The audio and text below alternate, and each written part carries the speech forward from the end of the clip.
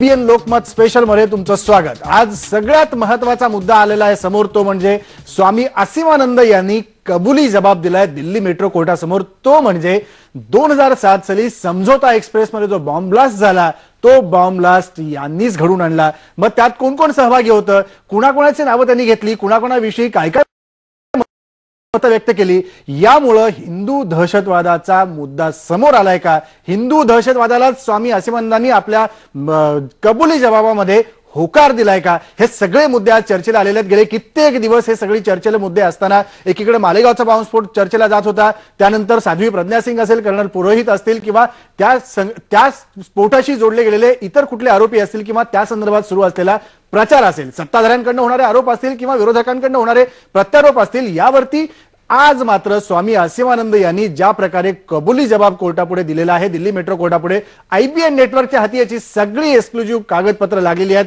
त्यानुसार स्वामी असीमानंद त्या कोर्टाच्या कबुली जबाबामध्ये असे म्हणतात की प्रत्येक बॉम्बस्फोटानंतर स्फोट आपल्याच माणसांनी केला, असं सुनील जोशी जे संघाचे प्रचारक होते, मध्यंतरी त्यांचा खून झाला, सुनील जोशी सांगत होते। 2008 मध्ये मालेगाव बॉम्बस्फोट झाला, त्यावेळी सुनील जोशीचा मृत्यू झाला, पण मला मिळालेल्या माहितीनुसार मालेगाव बॉम्बस्फोट सुद्धा आमच्याच माणसांनी केला। सुनील जेव्हा जिवंत होता तेव्हा आम्ही सगळ्या बॉम्बस्फोटांची योजना आखली, मला आता या सगळ्याचा पश्चाताप होतोय, आम्ही केलं ते चुकीचं होतं, म्हणून हा कबुली जबाब देतोय। अशा प्रकारचा कबुली जबाब स्वामी असीमानंद यांनी कोर्टापुढे दिला होता, दिल्ली मेट्रो कोर्टापुढे, आणि त्यामुळं असा मुद्दा आता चर्चेला जातोय की या सगळ्या स्वामी असीमानंदाच्या कबुली जबाबामुळे हिंदू दहशतवादाचा पर्दाफाश झालाय का, हा प्रश्नचिन्ह आहे। हे प्रश्नचिन्ह आता सगळ्यांसमोर उपस्थित राहिलेलं आहे। स्वामी असीमानंद हे गेले कित्येक वर्ष संघाच्या, राष्ट्रीय स्वयंसेवक संघाच्या वनवासी कल्याण आश्रमाच्या माध्यमातून आदिवासींमध्ये हिंदू समाजासंदर्भातलं समाज प्रबोधन करण्याचं काम करत होते। त्यानंतर ते गुजरात मधल्या डांग जिल्ह्यात येऊन स्थायिक झाले आणि तिथे त्यांनी शबरीधाम नावाचा आश्रम काढला। काय नेमका कबुली जबाब स्वामी असीमानंदांनी कोर्टासमोर दिला, बघूया। प्रत्येक बॉम्बस्फोटानंतर स्फोट आपल्याच माणसांनी केला असं मला सुनील जोशी सांगत होता। 2008 मध्ये मालेगाव बॉम्बस्फोट झाला, यावेळी सुनील जोशीचा मृत्यू झाला होता, पण मला मिळालेल्या माहितीनुसार मालेगाव बॉम्बस्फोट सुद्धा आमच्याच माणसांनी केलाय। सुनील जेव्हा जिवंत होता तेव्हा आम्ही सगळ्या बॉम्बस्फोटांची योजना आखली, मला आता या सगळ्याचा पश्चाताप होतोय, आम्ही केलं ते चुकीचं होतं, म्हणूनच मी हा कबुली जबाब देतोय। आता असीमानंद सांगतो त्यांनी बॉम्बस्फोट का केले ते। 2002 नंतर मुस्लिमांनी अनेक हिंदू मंदिरांमध्ये बॉम्बस्फोट केले। मी याबाबत प्रज्ञा सिंग आणि सुनील जोशी यांच्याशी चर्चा करायचो। या सगळ्या प्रकारामुळे तेही माझ्यासारखेच अस्वस्थ होते। जून 2006 मध्ये संकटमोचन मंदिरावर हल्ला झाला आणि आम्ही भारतीबाईंच्या वलसाडच्या घरी बैठक घेतली। या बैठकीला मी, भारतीबाई, प्रज्ञा ठाकूर आणि सुनील जोशी हजर होतो। आणखी 4 जणही होते, रामजी, लोकेश शर्मा आणि अमित। या बैठकीत मी सगळ्यांना सांगितलं, बॉम्बचं उत्तर बॉम्बनेच दिलं पाहिजे, हिंदूंनी आता शांत बसून चालणार नाही। बॉम्बचं उत्तर बॉम्बनीच दिलं पाहिजे, हिंदूंनी आता शांत बसून चालणार नाही, अशा प्रकारची भूमिका त्यावेळेला स्वामी असीमानंदांनी मांडली होती। आणि कशा पद्धतीने सगळ्या बॉम्ब ब्लास्टच्या संदर्भातल्या योजना आखल्या गेल्या आणि कशा पद्धतीने त्याची पावलं उचलली गेली, याचा कबुली जबाब दिल्ली मेट्रो कोर्टापुढे स्वामी असीमानंद यांनी केलाय। आता आपल्यासोबत अभिनव भारत संघटनेचे प्रवक्ते मिलिंद जोशीराव आहेत। मिलिंद जोशीराव, स्वागत आहे तुमचं आयबीएन लोकमतच्या कार्यक्रमात। काय तुमचं म्हणणं आहे, काय तुमची प्रतिक्रिया आहे, हिंदू दहशतवादाचा हा कबुली जबाब आहे का?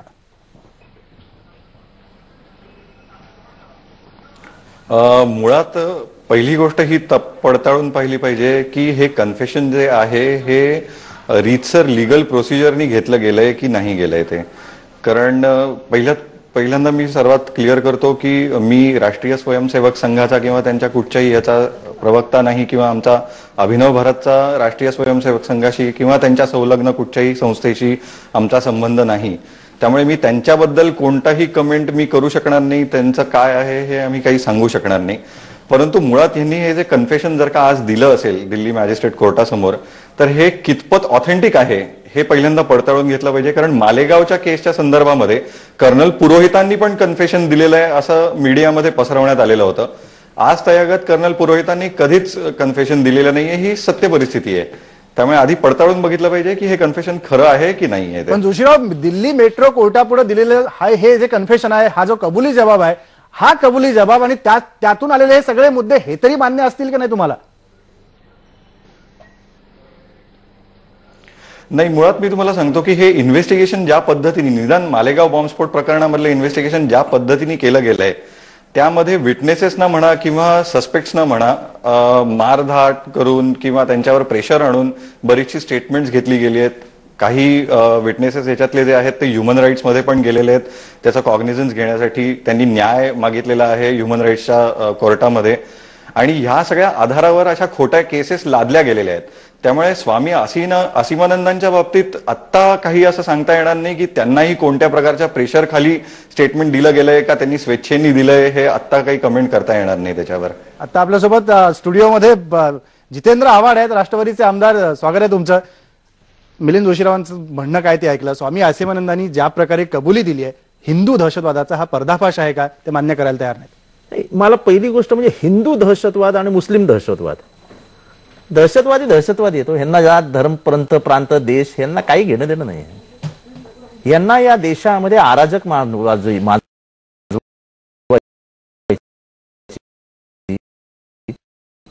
एका गटाला या देशात अस्थिरता आणायची आणि एका गटाला या देशात अराजक मानवायची, आपली स्वप्न पूर्तीसाठी.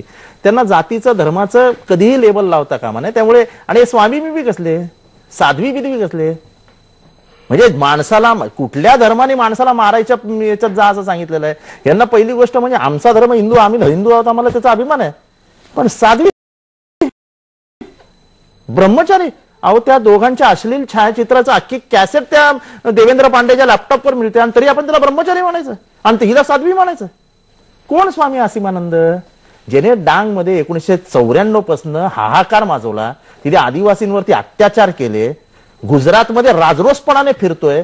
तो मालेगाव केस मधला वॉन्टेड आरोपी आहे, अजमेर मधला वॉन्टेड आरोपी आहे, कुठेतरी भलत्या ठिकाणी मिळतो. आणि आता जर त्यांनी कोर्टापुढे स्टेटमेंट दिलं असेल तर तुम्ही त्याला आता ते दबावानेच घेतलं असेल, त्याच्यावर जुलूम जबरदस्तीत केली असेल. केलंय तर केलंय. मी म्हणतो पडताळायला पाहिजे असं ते म्हणतात. मी असीमानंदांनी स्टेटमेंट केलं असेल तर त्याचं स्वागत करीन. का सांगतो? असं आहे की आपण केलं असेल तर त्याचा मनाचा मोठेपणा पाहिजे ना, केलंय म्हणून सांगायला. करायचं आणि पळपुटासारखं पळून जायचं, मी नाही केलं, मी नाही केलं, मी नाही, म्हणजे मी नाही त्यातली आणि कडी लावा आतली अशी यांची सवय असते कायमची. करायचं आणि परत अंगावर आल्यावर पळून जायचं. बरोबर नाही ना? केलं तर केलं, सांगा हिमतीने केलं, हो आमच्या स्वप्नपूर्तीसाठी आम्ही केलं, तेही सांगण्याची हिंमत यांच्यात नाही. मिलिंद जोशीराव, काय तुमचं म्हणणं आहे? एखादी खरी गोष्ट जर का असेल तर ती कबूल करायला काहीच हरकत नाही, पण खोटी गोष्ट जर का लादली जात असेल तर ती कबूल कशी करावी? जसं तुमचाही आदर्शमध्ये फ्लॅट आहे आणि नंतर तो तुम्ही कबूल केलात, हा मी अजूनही कबूल करतो. जोशीराव, आजही कबूल करतो माझा फ्लॅट आहे. मी नाकारत नाही, कधी मी नाकारत नाही, मी हिमतीने कबूल करतो माझा फ्लॅट आहे. मी तुमच्या मनाचा मोठेपणा म्हणतोय की हा तुमच्या मनाचा मोठेपणा आहे की तुम्ही कबूल. या देशामध्ये बॉम्बस्फोट, या देशामध्ये बॉम्बस्फोट घडवायला हवेत असं म्हणण्याचं धारिष्ट्य या भारतातल्या एका स्त्रीने दाखवलं होतं. तिचं नाव हेमांगी सावरकर. मग सेडिशनच्या चार्ज मध्ये तिच्यावरती गुन्हा दहशतवादी म्हणून दाखल करावा का, याचं उत्तर द्याल मला? तुमचं सरकार आहे, तुम्ही ठरवावं करावा की नाही करावा. मी तुम्हाला सांगतो, कबुली जबाबावर तुम्ही बोलतात. सांगा मला, सेडिशनचा गुन्हा आहे या देशामध्ये अभिनव भारतचे अध्यक्ष, अभिनव भारतशी नातेसंबंध असलेल्या हेमांगी सावरकरांनी आउटलुक मध्ये सांगितलं होतं की या देशामध्ये बॉम्ब फोडले पाहिजेत, या देशामध्ये दहशतवादाला थारा दिला पाहिजे. त्यांना काय करायचं? ते दहशतवादी आहेत की नाही? त्यांचा कबुली जबाब आहे की नाही? असा काही कबुली जबाब नाहीये. हे तुम्ही कुठून कळत नाही. दरवेळेला खूप मोठी मोठी असतात. आउटलुक मॅगझिन मध्ये त्यांचा इंटरव्ह्यू छापून आलेला आहे. मॅगझिन मध्ये हिमानीताई सावरकर, त्या इंटरव्ह्यू मध्ये त्यांनी सांगितलेलं आहे की दहशतवादाला रिटॅलिएट केलं गेलं पाहिजे. म्हणजे बॉम्ब फोडून हे सामान्य माणसालाही पटेल की दहशतवादाला रिटॅलिएट केलं गेलं पाहिजे. हे बरोबर आहे. म्हणजे बॉम्ब फोडून त्यांनी 2 माणसं मारली, आपण 4 मारायची नाही. बॉम्ब फोडून हे तुम्ही शब्द घालताय. एक मिनिट फक्त तुम्हाला इथे थांबवतो. त्यांनी जो मुद्दा उपस्थित केला की तुम्ही आरोप करताय कबुली जबाबाच्या संदर्भात, पहिल्यांदा तुम्ही विधानसभेमध्ये आरोप केले की हा दहशतवादामागे अशी काही संघटना आहेत किंवा असे काही लोक आहेत. त्यावेळेला नेमके कोणत्या पुराव्या आधारे तुम्ही यांच्यावर आरोप केले होते, ते सगळे पुरावे तुम्ही या एकंदर हा सगळा जो दहशतवाद फोफावलाय, हा दहशतवाद कधी फोफावला, ह्याची पाळंमुळं कुठे आहेत, ह्यांची मानसिकता काय, हे बघण्याचा हा एक अभ्यासपूर्ण विषय आहे. ह्याच्यावरती तुम्ही उगाच आलात, समोर आलात, बोललात असं काय नाहीये. मी ह्याची पाळंमुळं जी शोधतो आहे आणि जी मी अभ्यासक म्हणून ह्याच्याकडे बघतोय, 1947 साली जो महात्मा गांधीजींचा पहिली हत्या झाली त्याच्यातनं ही मानसिकता सुरू झाली की या देशामध्ये विचारांच्या विरोधात विचारांची लढाई नाही लढायची. विचार पटला नाही ना मग गोळ्या घाला. पहिल्या नथू गोडसेने महात्माजींची हत्या केली. दुसरी दहशतवादी घटना म्हणजे तुम्ही बाबरी मस्जिद खाली आणलीत. त्याच्यातनं जी तेढ निर्माण झाली दोन समाजांमध्ये, जे पाकिस्तान 40 वर्ष करू शकलं नाही ते तुम्ही बाबरी मस्जिदीतनं 10 मिनिटात करून दाखवलं. ह्यातनं ज्या प्रतिक्रिया क्रिया उमटत गेल्या त्याचे दुष्परिणाम आज या देशाला भोगावे लागतात. असं आहे की बॉम्बलास्ट कुठे झाला? समझोता एक्सप्रेसमध्ये. मेले कोण? कोणाचं कुठल्या म्हणजे ते मॉड्यूल जे आहे, बॉम्बस्फोटाचं मॉड्यूल आहे, ते मॉड्यूल कुठलं आहे, त्या मॉड्यूलचा आणि इतर बॉम्बस्फोटांचा काय संबंध आहे, हे साधे तर्क होते. हे साधे तर्क लावले की बरोबर तुम्ही त्यापर्यंत पोहोचू शकता. एवढंच नाही, मोडासा, लखनौ, वाराणसी, अजमेरचा बॉम्बब्लास्ट हा त्यांनीच केला. हा पहिला आरोप जितेंद्र आव्हाडांनीच सभागृहात केला होता. समझोता एक्सप्रेस देखील ह्यांनीच केलेला आहे. हा पहिला आरोप देखील विधानसभेत तेच विचारतो की तेच असं आहे की हा सगळ्यांचे जे बॉम्ब मॉड्यूल्स आहेत, त्यांचे जे इन्स्ट्रुमेंट्स वापरले गेलेत, तुम्ही दररोजचा पेपर, त्याच्या अनालिसिस, त्याच्या विविध कात्रणं ही जर एकत्रित केली आणि 2 तास त्याच्यावर अभ्यास केला की वी रीच टू कंक्लुजन की हे कुठल्या साधारण ह्याच्यातनं आलेलं आहे, की ह्याच्या मागे डोकं कुणाचं आहे.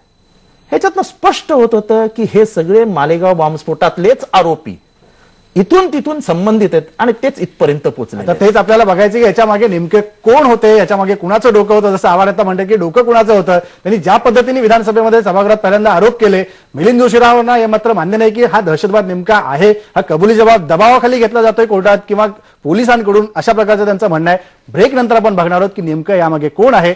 कबुली जबाबानुसार तीच व्यक्ती या स्फोटामागे असेल काय? कुठे जाऊ नका, पहा फक्त IBN लोकमत.